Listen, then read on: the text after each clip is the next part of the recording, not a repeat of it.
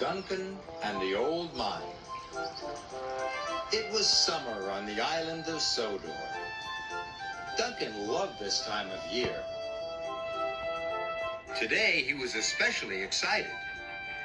He was going to take a party of vacationers to see Coldy Caves. But Mr. Percival, the narrow-gauge controller, had some bad news. The machines at the main coaling plant have broken down. Sir Topham Hatt needs coal until they are mended. Mr. Percival told Duncan and Rusty to bring coal down from the mine in the hills. Then Thomas will take it to the coaling plant, he said. And, Mr. Percival added, Bertie the bus will take the vacationers to Coldy Caves. Duncan was very disappointed.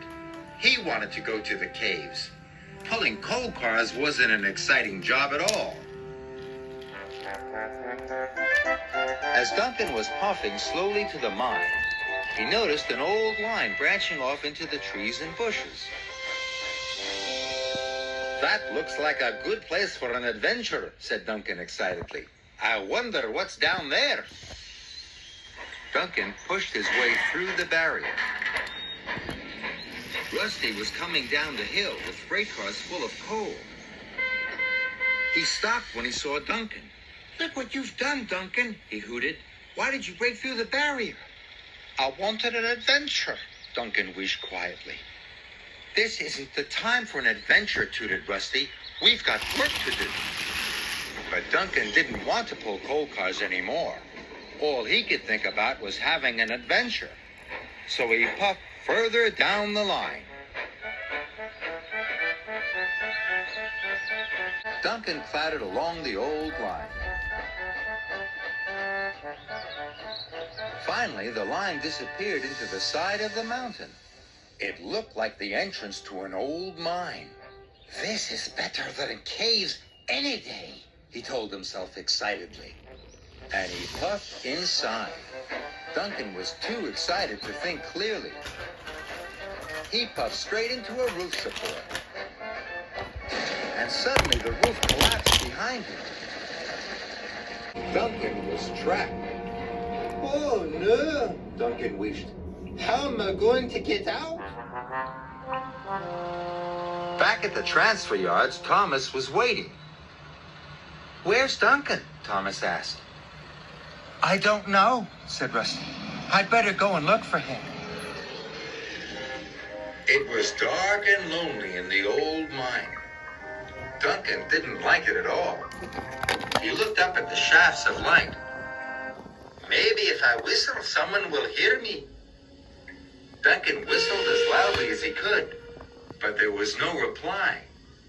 He tried again, even louder. But Rusty didn't hear Duncan's whistle. He was too far away. No one knows where I am, wished Duncan miserably. I'll have to find my own way out. Duncan puffed slowly forward. Inch by inch, Duncan crept further into the mine. It was dark in the tunnel, and getting darker. Then suddenly he bumped into a set of buffers. Duncan could go no further. Now he was scared. I'm going to be stuck here forever, he whistled sadly. Rusty arrived at the broken barrier. Perhaps Duncan went looking for an adventure after all, he thought. Soon, Rusty came to the collapsed entrance. Duncan must be inside, he cried. Rusty was very worried. Duncan was still trapped. He puffed nervously backwards and forwards. He biffed into the buffers again. This time, he heard a squeaking noise. I know what that is, he thought. It's the sound of wheels going round. Duncan edged forward very slowly. He hit the buffers again and pushed them carefully. They moved, and as they moved, the wheels squeaked. Duncan hadn't hit buffers after all. He had run into some freight cars. If there are some freight cars on this track, he thought, maybe it leads somewhere. He pushed the car slowly forward along the track. Soon he saw a light at the end of the tunnel. But the way out was boarded up. Must think clearly, he huffed to himself. Then he had an idea. With all his puff, Duncan bashed the freight cars. And they crashed and smashed through the boards.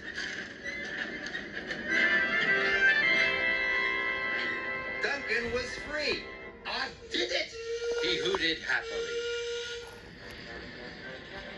Rusty heard the crashing sound. He hurried on to see what it was. Soon he found Duncan. Where have you been? He cried. I had an adventure, puffed Duncan happily. And look what I found.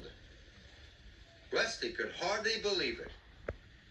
Duncan was pushing cars full of coal. Duncan and Rusty raced the freight cars down the mountain to Thomas. Duncan and Rusty pulled into the transfer yards. Thomas was very happy to see them, and so was Mr. Percival. Duncan told Mr. Percival all about his adventure. Mr. Percival told Duncan he was very lucky. Duncan should not have broken through the barrier. Adventure can be full of surprises, Duncan, Mr. Percival told him. Some good and some not so good. Rusty and Thomas agreed. And next time I have an adventure, whistled Duncan, I will know to think clearly all the time.